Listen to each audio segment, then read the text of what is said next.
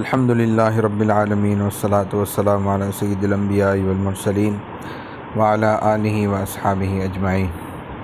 میں مولوی صدیق اکبر، YouTube channel اسرا T V سے۔ ڈپلومیسی کیا تھی؟ ہنٹر صاحب نے ڈپلومیسی کی تشریح نہیں کی۔ اس کی غمازی منشی محمد جعفر صاحب نے اپنے بیان میں کر دی ہے کہ اگر لاکھوں روپیہ دے کر ان بگڑے ہوئے افغانوں کو راضی نہ کیا جاتا تو ایک آدمی بھی فوج انگریزی کا واپس نہ آتا۔ ہندوستان میں گرفتاریاں۔ سرحد پر جنگ کا یہ سلسلہ جاری تھا کہ ہندوستان میں پولیس اور سرکاری جاسوسوں کی یورش شروع ہو گئی، اور جس پر بھی شبہ ہوا مجاہدین سے ساز باز کے جرم میں گرفتار کر لیا گیا۔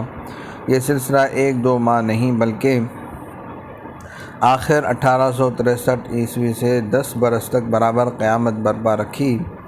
سدا مسلمان مارے خوف کے گھر بار چھوڑ کر عرب وغیرہ ملکوں میں جا بسے۔ خود غرضوں، خوشامدیوں اور ذاتی عداوت رکھنے والوں نے خوب دل کے چاو نکالے۔ 10 برس تک اخباروں میں سوائے اس قصے اور اس بحث کے کوئی دوسری بات کم ہوتی تھی۔ ایک محکمہ ماگواہ شاہدوں کے اس دار و گیر کے واسطے برسوں تیار رہا۔ جس کو چاہا پکڑ لیا اور جو چاہی رشوت لے لی، اور جس نے نہ دی اس پر معمولی گواہوں سے گواہی دلا کر دائم الحبس کر دیا۔ دوبارہ جنگ 1868 عیسوی۔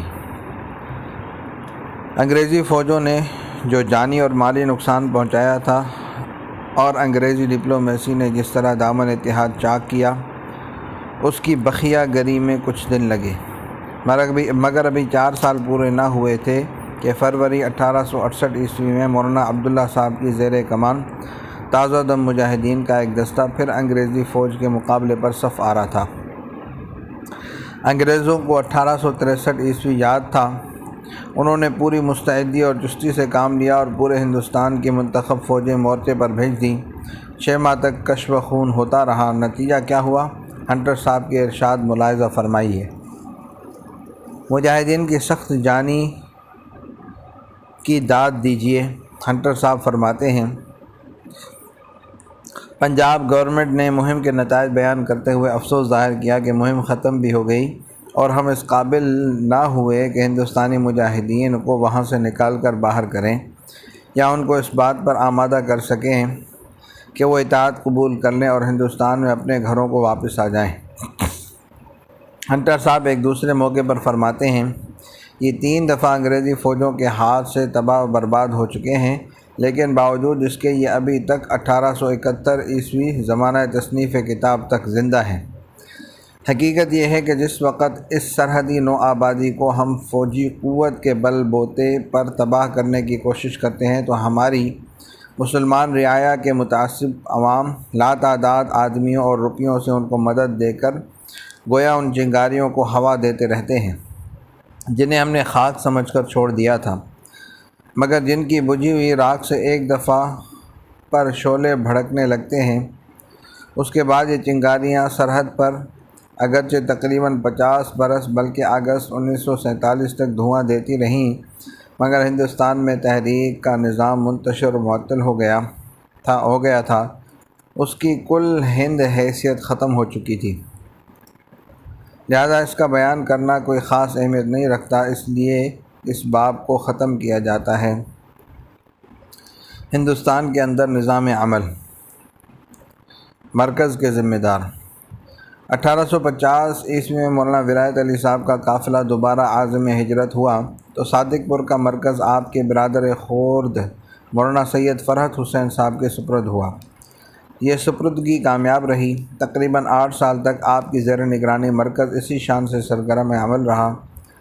1858 عیسوی 1274 ہجری اس تحریک بالخصوص خاندان کے لیے عام الحزن تھا، کیونکہ اسی سال مولانا عنایت علی غازی رحمہ اللہ نے مہابن کی دشوار گزار پہاڑیوں میں اپنے شکستہ ساتھیوں کے ساتھ فاقہ اور تہی دستی کی مصیبت برداشت کرتے ہوئے داعی اجل کو لبیک کہا، اور یہی سال تھا کہ دریائے گنگا کے کنارے صادق پور کے مرکز میں چھوٹے بھائی مولانا فرحت حسین صاحب کو پیغام اجل پہنچا اور آپ رہ گرائے ملک عدم ہوئے، انا للہ و انا الیہ راجعون۔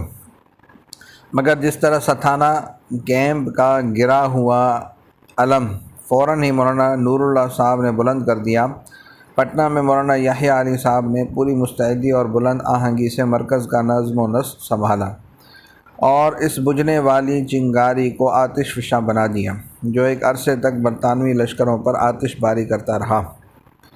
1864 عیسوی میں مولانا یحییٰ علی صاحب ایک بڑی جماعت کے ساتھ گرفتار کر کے انڈمان بھیج دیے گئے تو ان کے بڑے بھائی مولانا احمد اللہ صاحب نے کام سنبھالا، مگر ابھی صرف 1 سال ہی کام کرنے پائے تھے کہ 1281 ہجری 1865 عیسوی میں ان پر بھی مستقل مقدمہ چلایا گیا اور وہ بھی انڈمان بھیج دیے گئے۔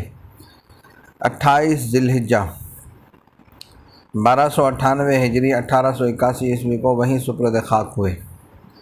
مولانا احمد اللہ صاحب کی گرفتاری کے بعد مولانا مبارک علی صاحب تنظیم کے ذمہ دار ہوئے۔ یہ صادق پور کے نہیں تھے بلکہ اطراف حاجی پور ضلع مظفر پور کے رہنے والے تھے۔ مولانا ولایت علی صاحب یا مولانا فرحت حسین صاحب سے بیعت تھے، جماعت کی تنظیم کے سلسلے میں یہیں رہ پڑے تھے۔ مولانا احمد اللہ صاحب کی گرفتاری کے بعد جماعت کا نظام سنبھالنا بڑی آزمائش کا کام تھا۔ پٹنہ کی زمین خون کی پیاسی ہو رہی تھی، ملک کے طول و عرض میں دار و گیر کا سلسلہ جاری تھا۔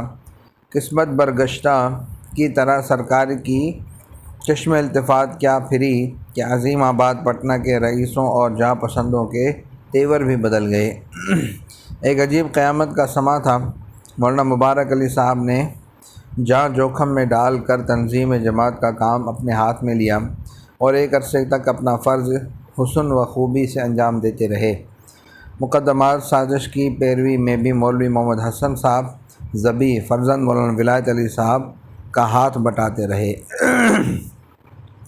جب آپ ضعیف ہوئے تو اپنی نیابت کے لیے مولوی محمد حسن صاحب ذبیح کو منتخب کیا اور ان کی تربیت میں پوری کوشش کی، مگر یہ تنظیم کا کام ان دنوں اتنا آسان نہیں تھا کہ مولوی مبارک علی صاحب سرکار کی نظر عنایت سے محروم رہ جاتے۔ کسی ہیلے سے انہیں بھی حبس و زنداں سے نوازا گیا اور تقریباً 1868 عیسوی 1285 ہجری میں وہ بھی گرفتار کر لیے گئے۔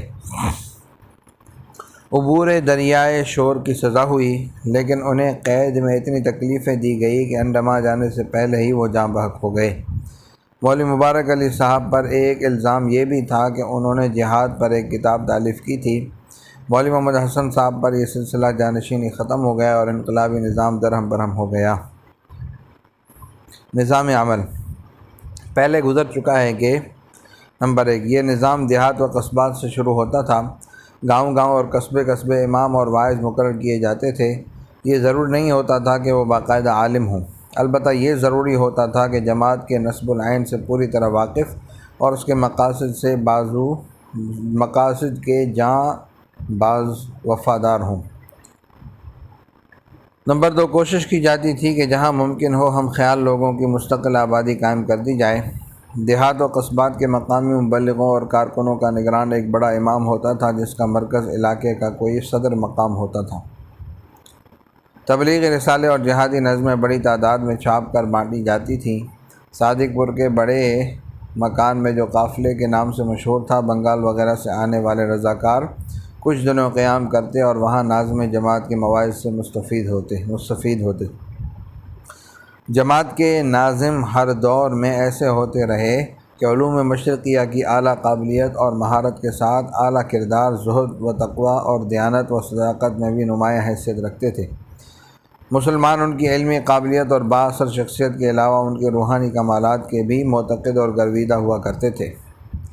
مولانا ولایت علی صاحب، ان کے بعد مولانا فرحت حسین صاحب، پھر مولانا یحییٰ علی صاحب، مولانا احمد اللہ دینی اور دنیاوی، علمی اور روحانی غرض ہر ایک لحاظ سے اعلیٰ حیثیت کے مالک رہے ہیں۔ مؤخر و ذکر حضرات نے تو یہ کمال کیا کہ انگریزی حکام اور اعلیٰ افسروں سے بھی بہت گہرے تعلقات قائم کر لیے۔ چنانچہ ڈاکٹر ہنٹر شکوہ سج ہیں، یحییٰ علی اعلیٰ خاندان سے تعلق رکھتا تھا۔ پٹنہ میں انگریزی حاکموں کے ساتھ اس کے تعلقات بہت اچھے تھے۔